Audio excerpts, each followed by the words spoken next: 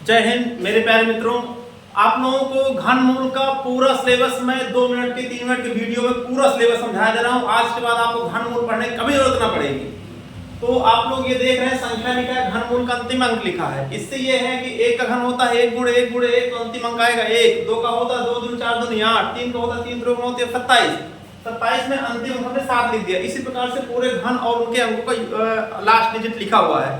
तो आपको कुछ नहीं करना है, आपको मात्र ये देखना है कि हम देखेंगे 2 तो लिख देंगे 8, देखिए बाकी सबका सेम लिखा हुआ है। 2 देखेंगे तो 8 लिखेंगे, जहां 8 है वहां पर 2 लिखा हुआ है और बाकी कोई चेंज नहीं करना। जहां पर देखिए 3 लिखा है वहां 7 लिख दिया गया, जहां 7 लिखा है वहां पर 3 लिख दिया गया है और आपको कोई चेंज इसमें नहीं करना है। आपको मात्र इतना देखना है कि किसके डिजिट में क्या लिखा है अंत में।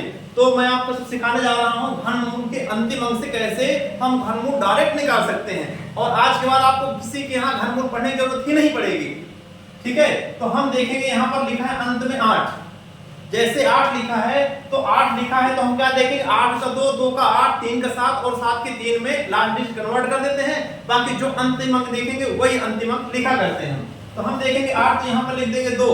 घनमूल में 3-3 अंकों का जोड़ा होता है और जितने जोड़म दशमलव उतने अंक में दशमलव लगाते हैं, दशमलव का नियम भी होता है। तो घनमूल में 3-3 अंकों का जोड़ा होता है जिसके एवरेज में इन 3 अंकों से अब कोई लेना देना नहीं। और ऐसा घन पढ़ो कि जिसका 1 से ऊपर उसका घन ना हो। तो 1 गुणे 1 गुणे 1 1 होता है, 2 गुणे 4 गुणे ज्यादा हो गए, इसलिए इसका घन आएगा, इसका जो घनमूल निकलेगा इस घन का तो आएगा 12। आप अगला देखेंगे, यहाँ देखेंगे 5 तो 5 लिख दिया। इन 3 अंकों से कोई मतलब नहीं।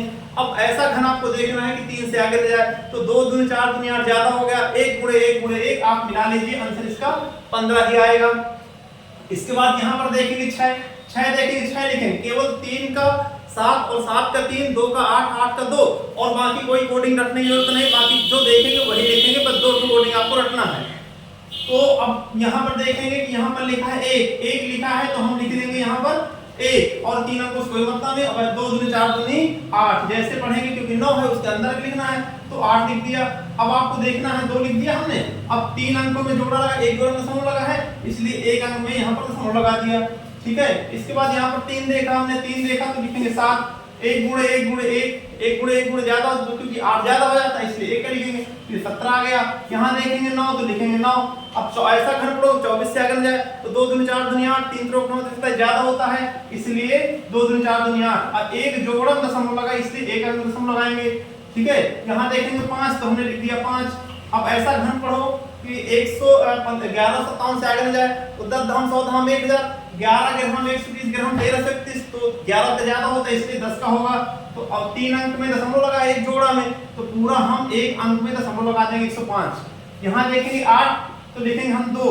अब ऐसा घन पढ़ो कि 1815 से आगे जाए तो 11 ग्राम 120 1331, 12 बार हम 144 बार हम 1728, 13 13 हम 169, 13 हम 2197 ज्यादा होता है, 12 बार हम 144 बार हम 12 बार हम 144 बार हम आपका होता है 1728।